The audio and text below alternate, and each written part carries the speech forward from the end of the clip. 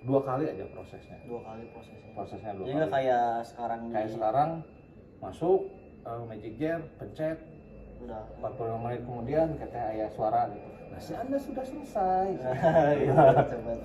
Tapi kalau dari saya ya, dari menyikapi tadi, apalagi di Indonesia tingkat penyakit diabetes itu kan dari gula itu bahkan dari usia yang di bawah umur juga sudah terkena kan gitu. Mungkin yang tadi akan bahas ya bisa jadi terus For your information aja, cek aja di kemarin saya lihat, cek aja di websitenya Dinas Kesehatan. Indonesia itu 3 teratas gitu kalau nggak salah, sampai 2023 itu penyakit diabetesnya terbesar. se-Asia ya, se-Asia. Dan katanya juga apa? Maaf kalau salah, nanti cek aja. Disebut apa sih kan silent killer juga kan ya? Silent killer. Silent killer juga. Tapi kalau dari saya pandangan medisnya itu, misalkan kita di balik kita makan, misalkan makan gulanya sedikit, tapi makan yang lemak, terus kayak gorengan itu kan karbo yang tinggi gitu kan, atau Kan gorengan teh karbo juga. ya nanti Tepung gitu kan, terus teh protein yang bagus juga sebetulnya kalau kita nggak bisa ngolahnya ya jadi nggak baik juga, karena dari protein, lemak itu semuanya juga nanti ujung-ujungnya jadi glukosa.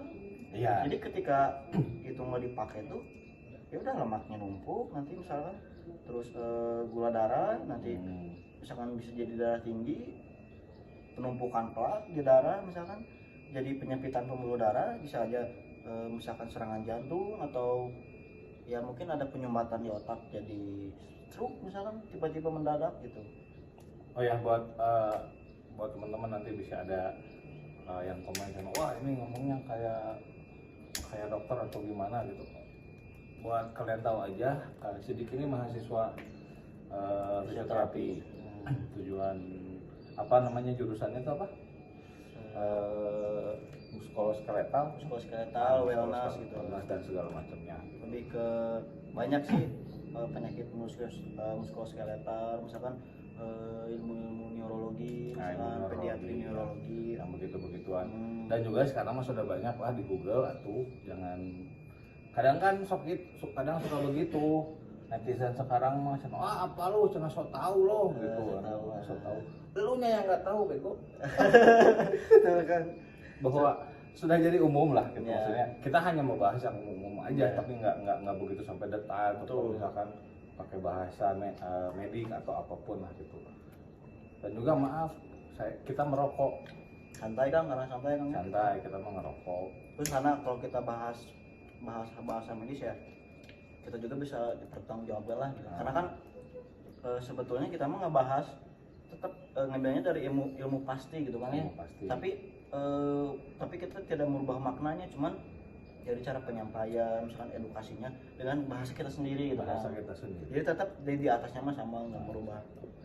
Nah itulah contohnya gula. Hati-hati aja buat teman-teman. Jadi misalkan gula itu termasuk silent killer terbesar biasanya. Kalau nggak salah saya bilang itu dia paling atas silent killer dibanding rokok, dibanding stroke. Tapi bukan kita membenarkan merokok kan ya? Ya bukan, ini mah jangan, buat anak kecil mah jangan ngerokok. Nah, karena apa? Karena dia pelan gitu.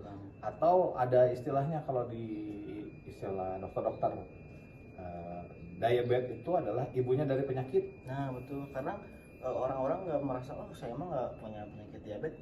Memang awal muncul tuh nggak ada gejala sebetulnya, kebanyakan nggak ada gejala, tiba-tiba dicek tiba-tiba segini tinggi gitu gula darahnya, tinggi gitu. Nah tapi dari dibalik tadi kita bahas misalkan bahayanya gula gitu, terus apa, mungkin saran sih ini buat yang nonton juga, gimana sih cara, kita mah kan nggak bisa terlepas dari gula gitu kan ya. Nah, apalagi orang Sunda. Iya, canda sama mah belum makan kan. Terus pasti manis-manis. Nah itu, gimana cara sebetulnya menyikapi problematika ini gitu kan? Ya dibilang susah enggak gitu, susah enggak. Karena kan balik lagi sekarang di dunia yang modern ini, ambil contoh lah gitu, banyak produsen minuman, contoh di pinggir-pinggir jalan juga banyak yang amis-amis, banyak yang manis-manis gitu. Sebetulnya satu, kalau saya mau menyarankan ke teman-teman di luar sana, ketika kamu sadar bahwa kamu makan gula manis itu banyak, jangan malas. Nah, betul. Jadi karena kan lemak itu adalah energi, atau misalkan si gula itu adalah cadangan energi yang kalau dia nggak dipakai jadinya lemak. Ya, lemak. Meren ya gitu. Tapi yang saya tahu begitu. Nah, lemak ini harus jadi cadangan energi. Jadi istilahnya mah ketika kita puasa kan bisa kuat itu bagaimana ya, itu karena dari lemak. Dari lemak, betul. Lemak yang berubah jadi energi gitu. Betul. Karena memang sebetulnya gula itu, glukosa itu energi yang pertama dipakai gitu kan. Ya. Yang pertama dipakai nanti ketika Kita lagi aktivitas atau apapun. ya, ketika gula darahnya, misalkan gula di dalam tubuh kita buat energi atau glukosanya kita misalkan kurang, nanti dia bisa ngambil dari lemak, dari protein, nanti dirubah. Nah, itu ketika dibakar, diambil, itu kan mengurangi juga di dalam tubuh kita gitu kan. Nah, ketika nggak dipakai ya sama assalamualaikum penyakit mah gitu. Assalamualaikum.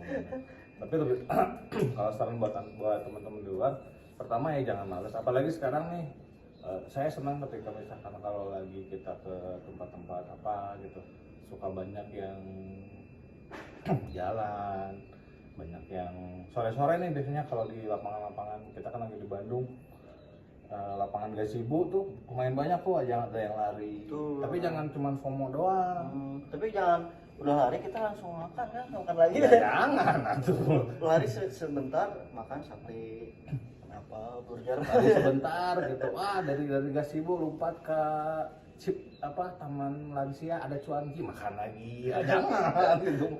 Sama juga bohong. Ya, bohong. Ya, pokoknya mah kalau memang kamu ngerasa, karena kan batasan itu biasanya ada di diri. Ya, Batasannya itu di diri.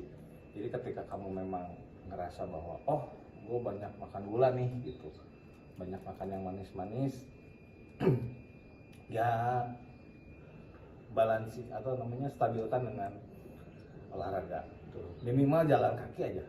Ya, karena memang kalau sudah parah, kan diabetes tipe 2, misalkan diabetes mellitus tipe 2 itu bisa ngerambat kan ke yang lain. Ya, kan balik lagi ibunya penyakit. Ya, ibunya penyakit. Nanti bisa aja ke misalkan infark miokard misalkan, serangan jantung misalkan transient ischemic attack misalkan kayak stroke gitu kan, mendadak gitu. Makanya dibalik kita menjaga itu, kita juga harus rajin cek gitu kan. Ya, rajin cek. Murah kok di misalkan di apotek-apotek. 15.000 lah paling. 15.000, 20.000-an. Cek aja nggak apa-apa. Jangan takut. Nah, kadang salah satu perkara ya nggak ketahuan gitu, kayak darah tinggi atau apapun, perkaranya itu karena takut ngecek. Nah, Karena ketika ngecek nanti takut, aduh begini. Nah, mindsetnya dirubah. Jadi ketika kita ngecek untuk kesehatan kita, kalau kata saya sih, salah satu bentuk bersyukurnya kita kepada nikmat Tuhan yaitu menjaga tubuh kita dengan baik. Nah, betul. Makanya kita juga peran sebagai sebetulnya yang penyehat lah, edukasi gitu. Itu juga harus mengedukasi yang benar juga kan, ketika misalkan pasiennya takut ketika gula darahnya tinggi, tensinya tinggi, kita tuh harus ngasih tahu supaya dia tuh nggak panik gitu kan, karena udah tuh dia stres loh, makin parah gitu nanti. Dan juga misalkan kalau mau ngecek, ini mau buat tambahan aja soal buat teman-teman, kalau mau ngecek gula darah jangan habis makan, pasti naik. Nah, betul. Minimal kalau misalkan habis makan itu sejam atau nggak 2 jam. Atau lebih baiknya kalau pengen yang pure gitu, puasa dulu. Nah, biasanya malamnya puasa. Nah, dari hari ini nih, misalkan besok mau ngeceknya dari hari ini puasa dulu. Nah, besok pas ngecek baru. Nah, itu biasanya bener lah. Yang asli. Kayak misalkan kita ngecek tensi juga sama kan, kita udah kepanasan, kita udah capek, pasti tinggi. Pasti naik. Terus diusahakan sambil tidur juga, karena biar relax gitu. Terus terus yang paling penting sih jangan jadi pikiran. Nah itu karena penyumbang di balik